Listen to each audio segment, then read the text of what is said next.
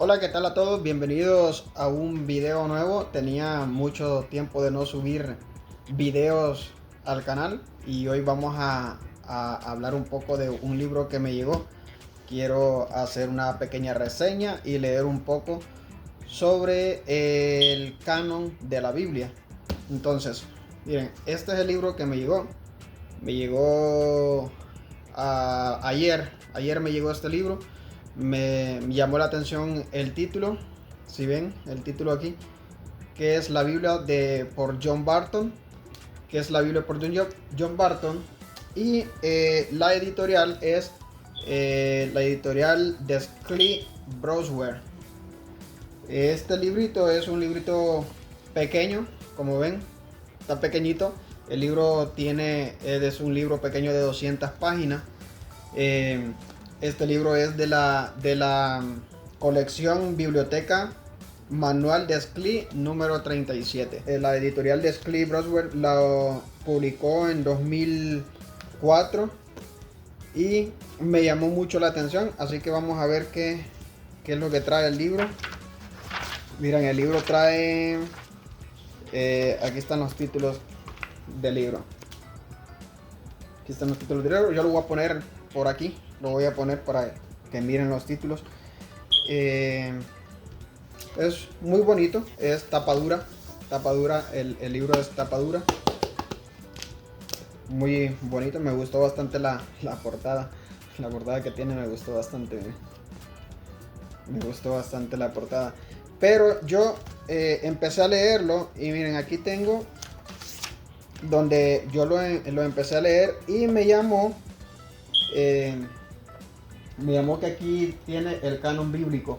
Y eso es lo que yo quiero leer ahorita con ustedes. Y vamos a hablar un poquito sobre el canon. Vamos a hablar sobre el canon de la Biblia. Sobre el canon bíblico. Vamos a hablar un poco sobre eso ahorita. Ya que muchas personas no saben nada del canon. Y en realidad lo que trae aquí no es algo como muy a fondo. Es algo como para una introducción. Como una introducción para que vayamos entendiendo un poco de lo que es el canon de la Biblia. Entonces, este es una pequeña introducción prácticamente. No voy a meterme tan a fondo con este tema del canon, pero sí vamos a abordar un poquito lo que es ese tema y no muy a fondo, como les dije. Bueno, miren, dice: en el periodo en el que se estaba escribiendo el Nuevo Testamento, no había un Antiguo Testamento, en el sentido en que existe hoy. No se trata solo de que, obviamente, ese nombre habría sido inapropiado. Más importante es el hecho de que los contenidos de lo que se convertiría en el Antiguo Testamento o Biblia hebrea aún no estaban fijados. Fíjense que lo que nos está diciendo es que el tema o la división como Antiguo y Nuevo Testamento todavía no se conocía así. De hecho, en esa época todavía el Nuevo Testamento no estaba escrito, pero tampoco había un canon cerrado como para identificar qué libros eran tenidos como dentro del canon y cuáles no. Todavía no había esa definición. Sí existían los libros y habían unos que ¿cómo te puedo decir? Habían unos que gozaban de mayor autoridad que otros. Mira, y los hebreos llamaban este conjunto de libros sagrados como Sefarim, o sea, los libros. Era de la forma como se llamaban los libros en la época. En esa época se llamaban simplemente los Sefarim, o en español podemos decir que se llamaban los libros. Pero cuando se traduce de estos textos en Alejandría, cuando traducen al griego, del hebreo al griego, entonces estos libros ya les empiezan a llamar los griegos los libros sagrados, o también les llaman los libros santos. era de la forma como se llamaban o eran conocidos estos libros, ya que cuando se tradujo del hebreo al griego, que es la Biblia griega, se llama como la Septuaginta, estos libros, los primeros que se tradujeron fueron el Pentateuco, los primeros 5 libros que nosotros conocemos hoy en día, que es el Pentateuco, o como los judíos le llaman la Torá. Ellos traducen estos 5 libros y después vienen a traducir los otros libros.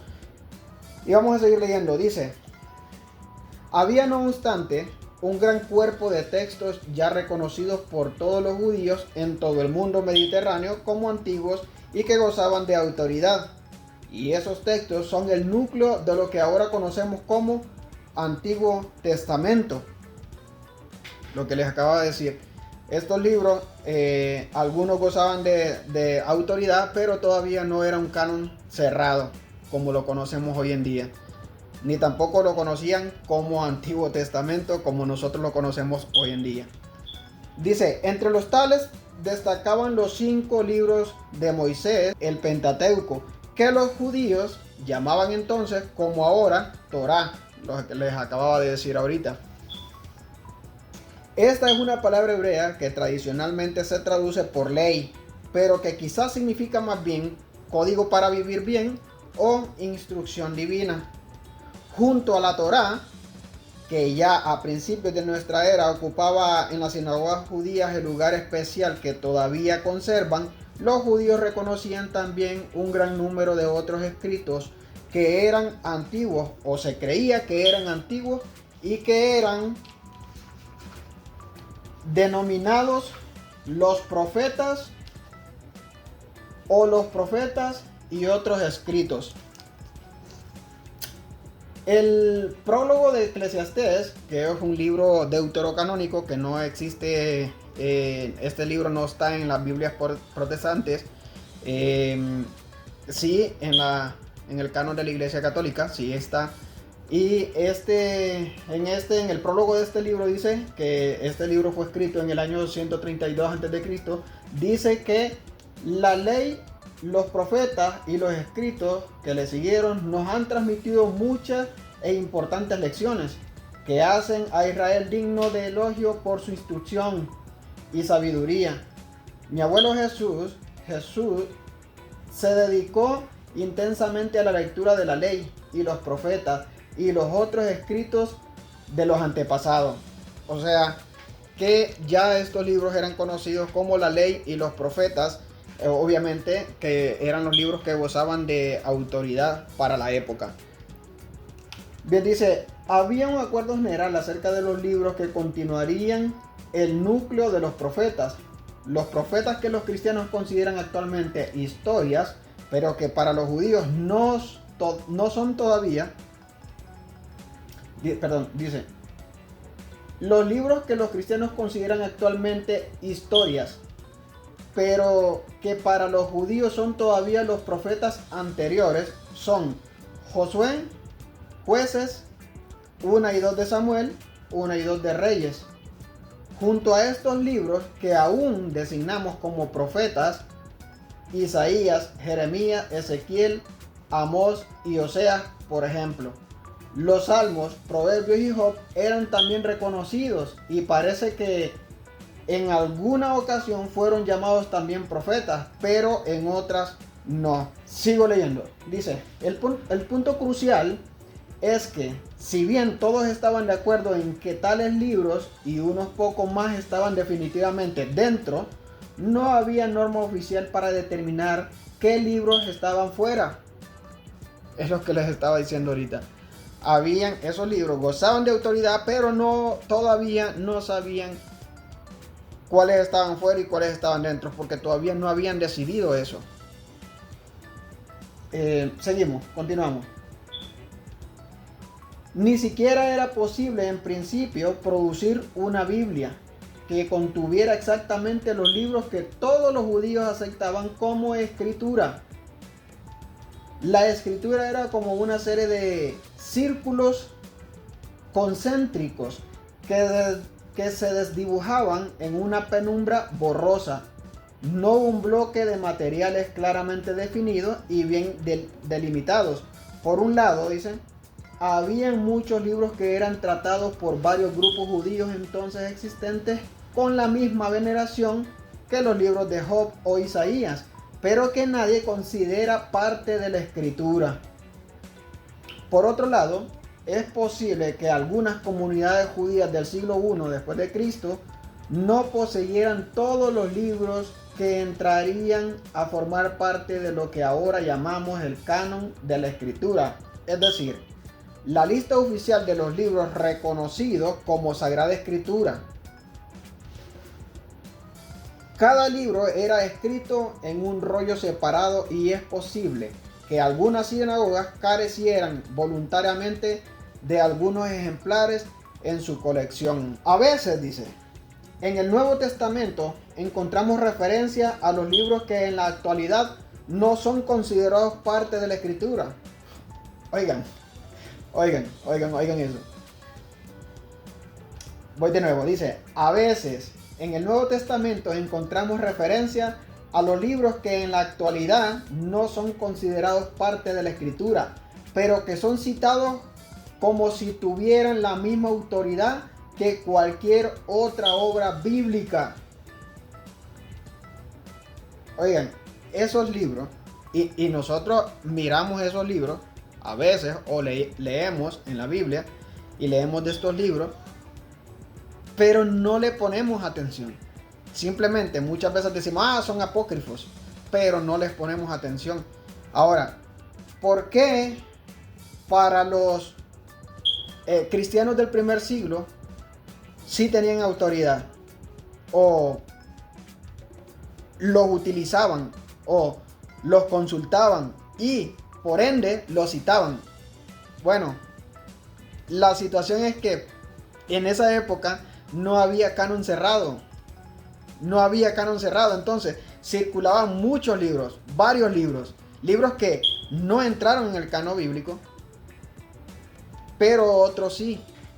Y estos, muchos de los que no entraron, sí hay bagaje en el Nuevo Testamento donde ellos lo citan, y lo citan simplemente porque para ellos sí eran útiles y sí eran libros que circulaban y leían.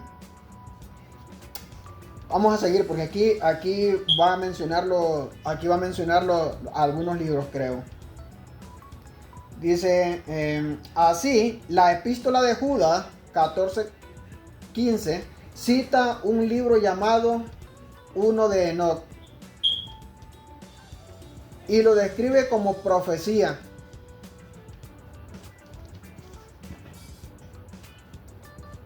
Sin embargo, dice, tanto judíos como cristianos coinciden actualmente en excluirlo del Antiguo Testamento, excepto en Etiopía, donde goza de una gran veneración. ¿Es correcto?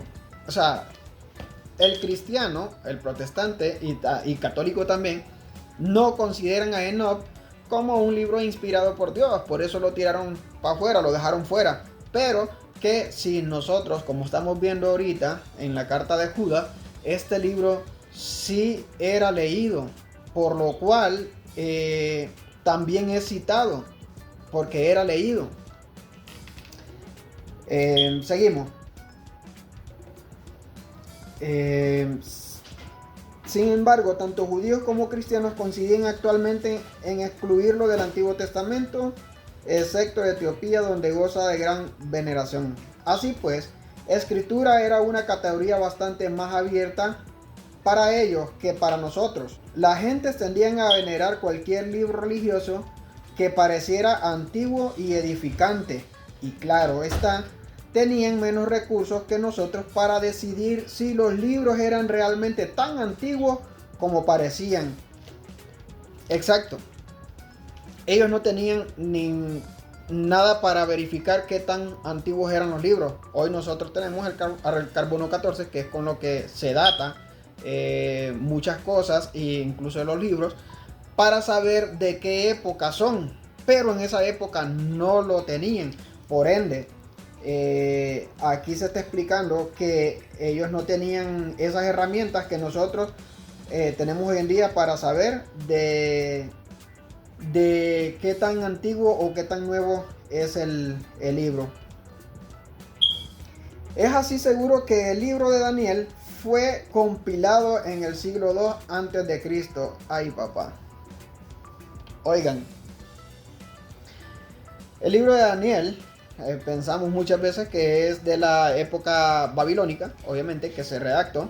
Pero si bien es cierto, se redactó alguna parte, por lo que tengo entendido, se redactó alguna parte, pero este libro se terminó de redactar, si no estoy equivocado, en el siglo II antes de Cristo.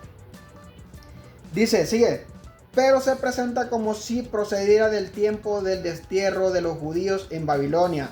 Es lo que les estaba diciendo, es decir, del siglo VI antes de Cristo. Lo que les acabo de decir. Los judíos y los cristianos en tiempo del Nuevo Testamento generalmente lo aceptaban tal cual y pensaban que Daniel era contemporáneo de Ezequiel y tenía la misma autoridad profética que él. Eso es lo que creían. Dice, ahora bien, la razón por la que esta fluidez en los límites de la escritura ha producido la confusa variaciones entre la Biblia católica y los protestantes es la siguiente. Durante los últimos siglos, antes de Cristo, las traducciones griegas de los libros sagrados judíos eran cada vez más necesarias en las comunidades judías establecidas fuera de Palestina, que ya no hablaban hebreo y habían adoptado el griego, que a la sazón era la lengua común de todo el mundo mediterráneo. Es decir, la gente que ya vivía fuera de Israel, por ejemplo, vivían en Egipto, en Alejandría, por ejemplo, que es donde se traduce la Septuaginta, que de hecho la traducen porque los judíos que viven ahí ya no hablan hebreo, hablan griego. Por ende, ellos necesitan sus escrituras, leerlas para seguir con su religión, pero como ya no leen hebreo, la traducen al griego. Por eso, de ahí en el siglo II nace lo que es la Septuaginta. La primera parte del Antiguo Testamento que se tradujo fue casi con toda autoridad la Torá, lo cual, dice, constituye un testimonio más de su estatus supremo en el judaísmo. Pero después se tradujeron otros libros. Creo que lo dije en el principio, que lo primero que se tradujo, los primeros libros que se tradujeron en la Septuaginta son los libros, el Pentateuco, los primeros 5 libros, y después se traducen los otros libros. Dice, a veces los traductores griegos aumentaron en buena medida el texto original, lo cual explica las versiones más largas de los libros de Esther y Daniel. En otras ocasiones, los traductores abreviaron o más probablemente tradujeron un texto hebreo que era mucho más breve que el que tenemos ahora. Así sucede especialmente con Jeremías. Además, los libros que nunca habían existido en hebreo, sino que fueron compuestos en griego para comunidades judías de lengua griega, particularmente en Egipto, empezaron a adquirir la misma aura que muchos de los escritos hebreos. El libro de la sabiduría, escrito probablemente en Alejandría en el siglo I antes de Cristo, pero atribuido al rey Salomón, oigan bien, al igual que Proverbios, eran tenidos en muy alta estima y parece que San Pablo se vio muy influido por él. Es posible que los judíos de Palestina tuvieran una visión más conservadora de las extensiones de las escrituras y no vieran a veces con buenos ojos el canon más largo de los judíos en Egipto, pero esto no es nada seguro. No se conserva ningún documento de conversación algunas entre los dos grupos sobre el tema. Los grupos cristianos ya fuera de Palestina o en otras partes sencillamente adoptaron como propia la escritura de la variedad local del judaísmo. Y durante un par de siglos parece que no prestaron mucha atención a la cuestión acerca de los libros que debían formar parte o no del canon.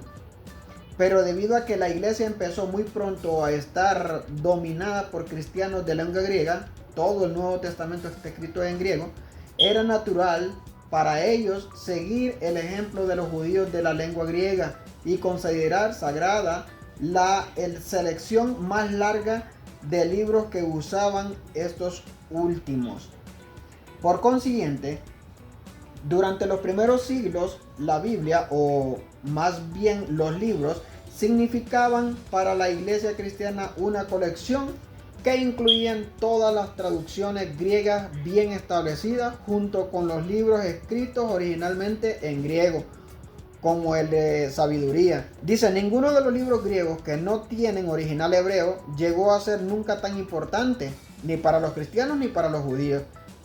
Sí, claro, porque los libros que fueron simplemente escritos en griego, definitivamente en griego, esos libros los judíos no los aceptaron. ¿Por qué? Porque estaban escritos en griego. No estaban en hebreo, sino que en griego. Y no eran traducidos del hebreo, al griego. No, esos los habían escrito en griego puro. Por eso no los aceptaron en su canon, que hoy lo conocemos como canon.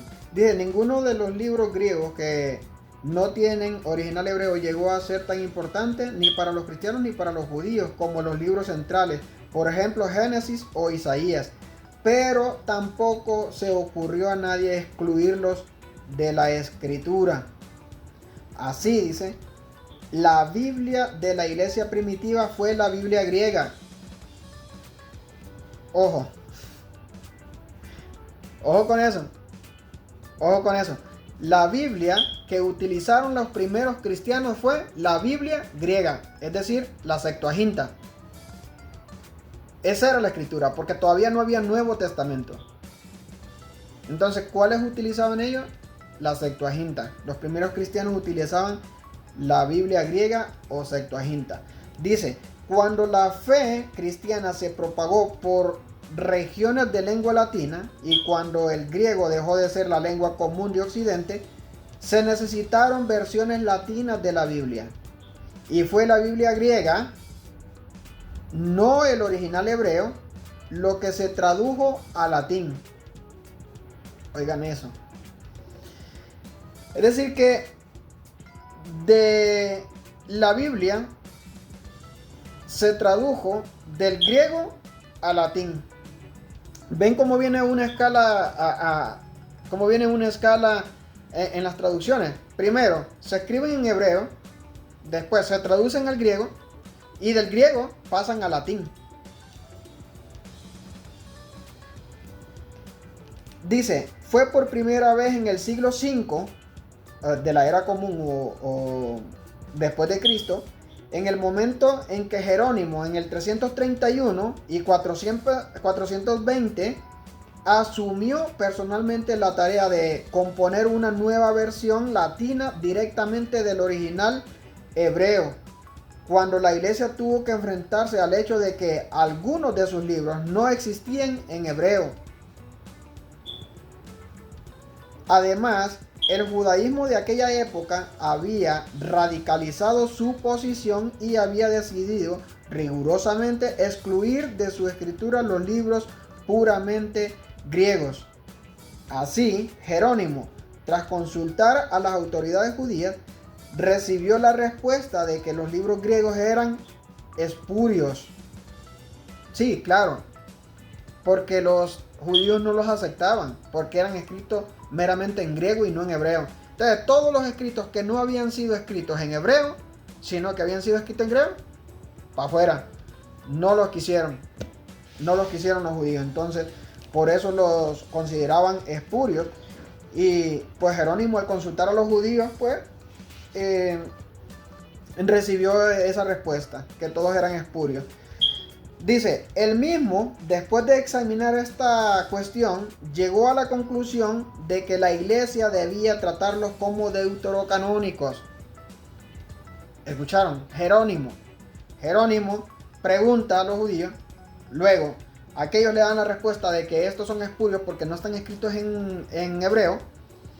Y entonces Jerónimo dice, ok, eso está bien.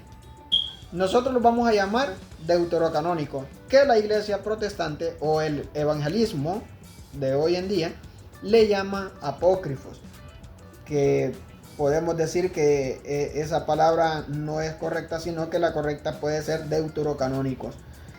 Es decir, dice, como escritos que formaban un estrato de segunda categoría en el canon de la escritura. Al decir Jerónimo que esos libros eran deuterocanónicos, está hablando deutero de segundo, es decir, un segundo canon. Y por eso los agregan. Seguimos. No obstante, dice, los tradujo y siguió citándolos en sus escritos. Y la iglesia en general no estuvo dispuesta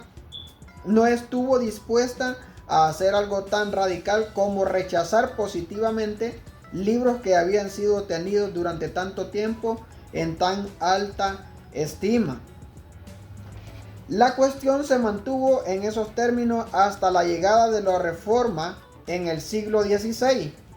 Los reformadores protestantes recogieron finalmente la propuesta de Jerónimo y decidieron que solo los libros del canon hebreo debían ser tenidos como inspirados por Dios. Los libros deuterocanónicos tenían que ser puestos aparte y llamados apócrifos, lo que les decía.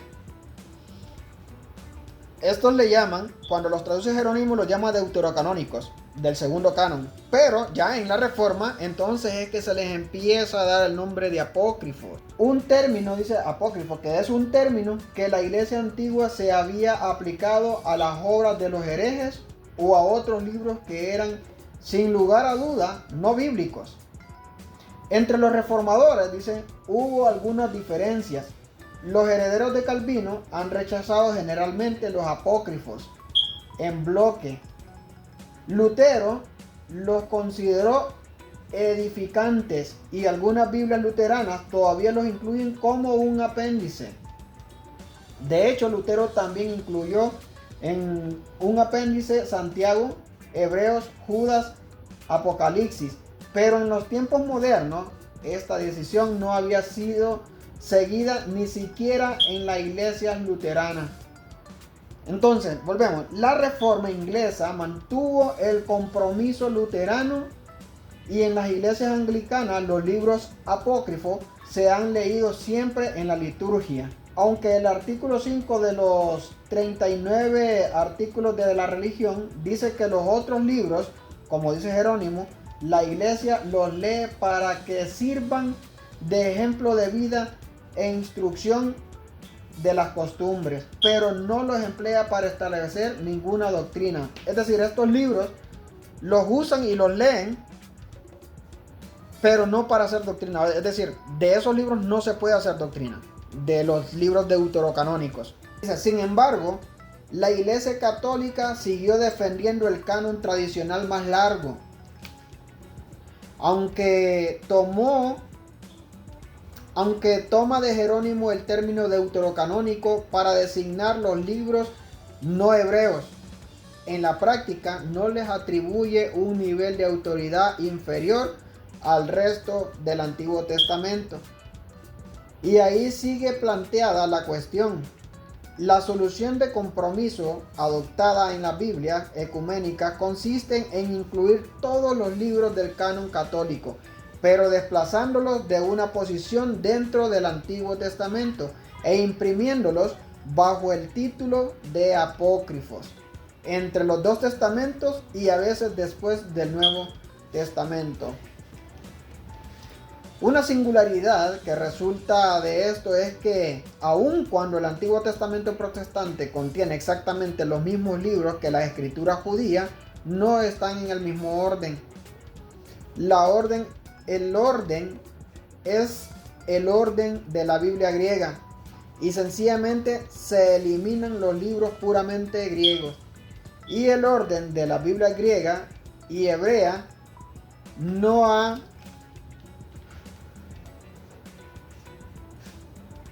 sido nunca exactamente el mismo, lo cual constituye posiblemente otras indicaciones más de que en cierta medida se formaron independientemente, aunque ambas eran una selección del mismo depósito externo de libros sagrados judíos. En términos generales, la Biblia griega ordena los libros temáticamente y tres divisiones fundamentales: la historia, la poesía y la profecía. El orden cristiano ignora el estatus especial del Pentateuco y deja sencillamente que la historia vaya de Moisés a Josué. Continúa después hasta los tiempos de Esdras y posteriores. En el orden judío hay también tres divisiones, pero hay menos prueba de que se preste atención a los temas. Los libros de Moisés son tratados como el bloque Torá, instrucción. Los libros históricos y proféticos puestos juntos son tratados como una sección distinta, profecía, que quizás significa comentario revelado sobre la Torá, más que predicción del futuro. Ahí, papá. Seguimos. Los tres títulos de ley, Torá, profetas, Neviín y escritos Ketuvim dan origen al conveniente acrónimo de Tanakh, que los judíos usan ahora a veces como una abreviatura para designar la escritura. Pero incluso este acrónimo, con sus referencias intrínsecas a la división tripartita, es un recordatorio de que la escritura ha seguido siendo los libros para los judíos de una manera en que no lo ha sido para los cristianos. Hay dos cosas que destacan de esta breve historia de la formación de la Biblia. Primero, los cristianos no han tenido siempre exactamente los mismos libros como sus escrituras. Oigan bien. Ponemos acá cerquita porque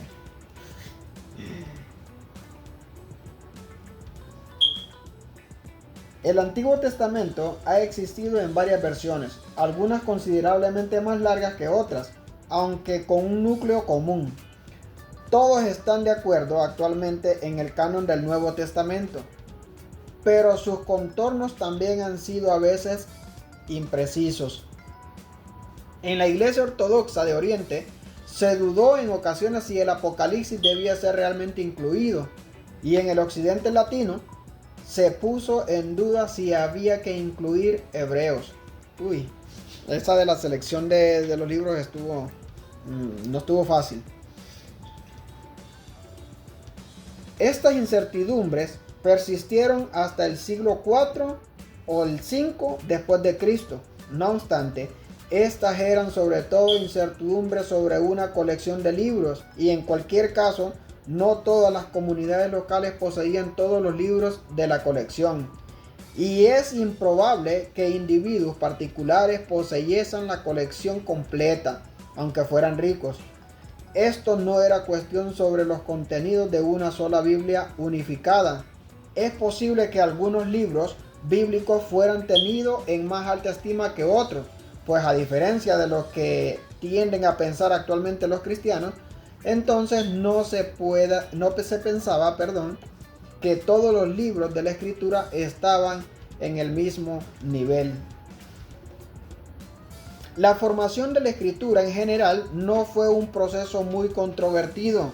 Obviamente fue bien difícil. Hay muy pocos libros, quizás ninguno, que formen actualmente parte de la Biblia porque alguien decidió, contra una intensa oposición, que había que incluirlos.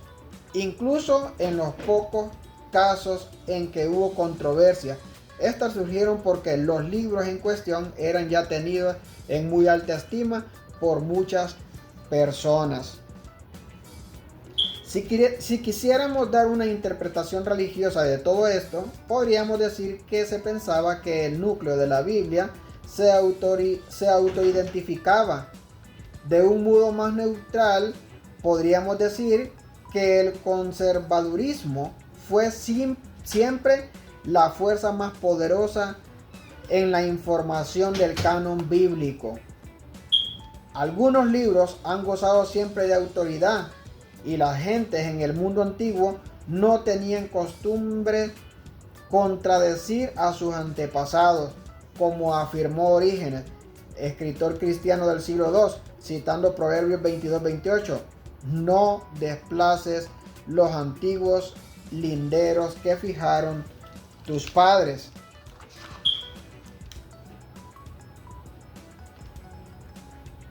Bueno, hasta aquí esto es el capítulo que quería leer el día de hoy.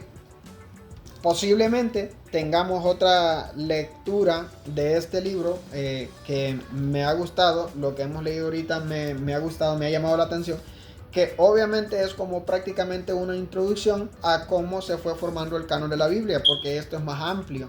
No lo hemos explicado completamente aquí, porque solo quería leer lo que decía el libro sobre esto del canon. Y pues como les digo, esto prácticamente era una introducción. Y aquí en este otro libro que me llegó, porque me llegaron los dos juntos, en este libro creo hay más información detallada sobre el tema. También tengo otros libros que hablan del tema del canon más a profundidad que este.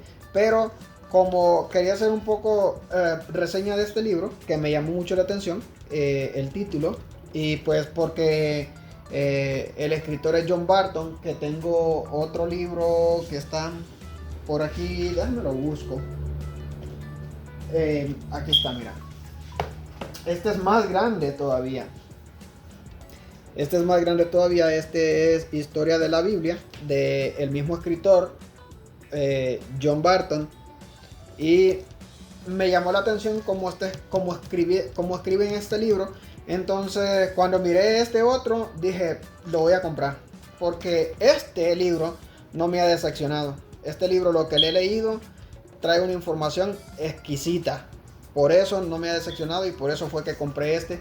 Porque me llamó la atención, pensé, y es lo que es el libro. Prácticamente es para que te introduzcas a entender, como dice el título, qué es la Biblia. Así que los dejo con este video del día de hoy. Vamos a seguir subiendo más videos porque ya tenía mucho tiempo de no subir nada. Pero vamos a seguir haciendo estos videos. Vamos a seguir leyendo también aquí de la Biblia, sobre la Biblia. Vamos a estar leyendo y vamos a hacer más videos para que el canal, como ya lo tenía abandonado, prácticamente creo que más de un año lo he tenido abandonado.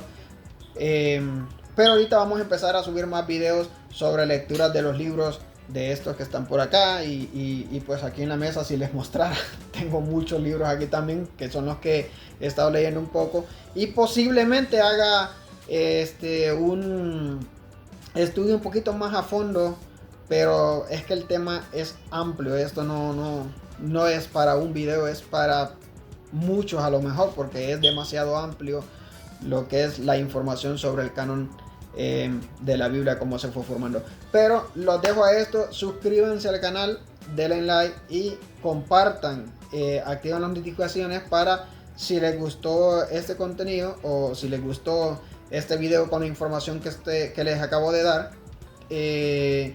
pues compartan y se suscriban. Y nos vemos entonces en el próximo video que vamos a seguir haciendo. Dios los bendiga y que tengan buen día a la hora, o buenas noches a la hora que estén viendo el video. Nos vemos en el próximo. Bye.